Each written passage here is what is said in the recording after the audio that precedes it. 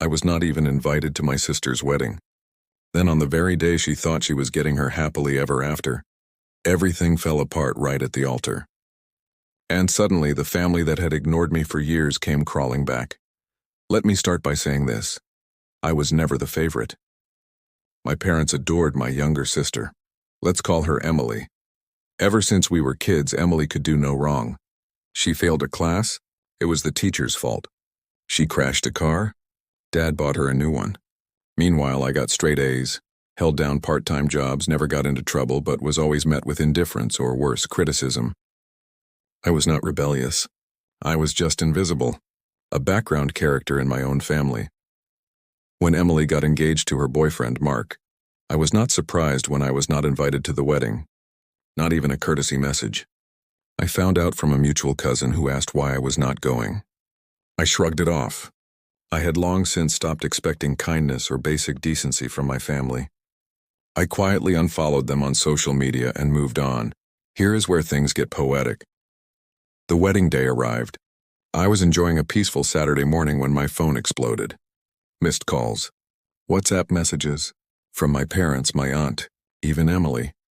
I ignored them at first until one cousin, who I am still close with, sent me a voice note. And it was chaos. Apparently minutes before the ceremony was supposed to begin, Mark confronted Emily with screenshots, texts, pictures, direct messages. She had been unfaithful to him with multiple men for months. One of them even showed up at the hotel room the night before. Mark found out everything and decided to expose her right there in front of everyone. He made a short, brutal speech, showed the receipts, and walked out. He left her sobbing in her wedding dress in front of more than 200 guests. Now here is the kicker. My parents, who had always backed Emily no matter what, suddenly needed me, financially. The wedding had cost a fortune.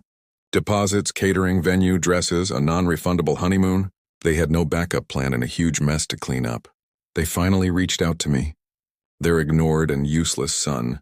Their message was full of fake warmth. Family sticks together in hard times. We need you. You are her brother too. I did not respond right away. Instead, I took a deep breath, opened our extended family group chat, the one where they never acknowledged me, and wrote a long message. I told them everything. How I had been excluded, ignored, and treated like an outsider for years. How I was not even invited to my own sister's wedding.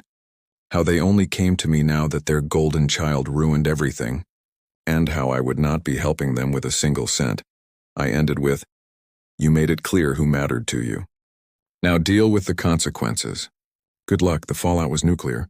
Some relatives defended me. Some tried guilt-tripping, but most stayed silent because deep down they knew I was right. As for Emily, she tried spinning the story. Claimed I set her up and wanted revenge. But no one believed her. The screenshots were from her own phone. The cheating was not even subtle. And Mark? From what I hear, he is now thriving. New job, new city, new fiancé. Emily, last I heard, moved back in with our parents. She has been hopping from job to job and ghosted by most of her old friends. Me, I'm doing better than ever. New apartment. Great job. Healthy friendships. I have built a life far away from that toxicity. Sometimes karma takes its time, but when it hits, it is satisfying. What would you have done if your family excluded you, then came begging after their golden child was exposed? Would you forgive them or let them face the consequences? Share your thoughts below.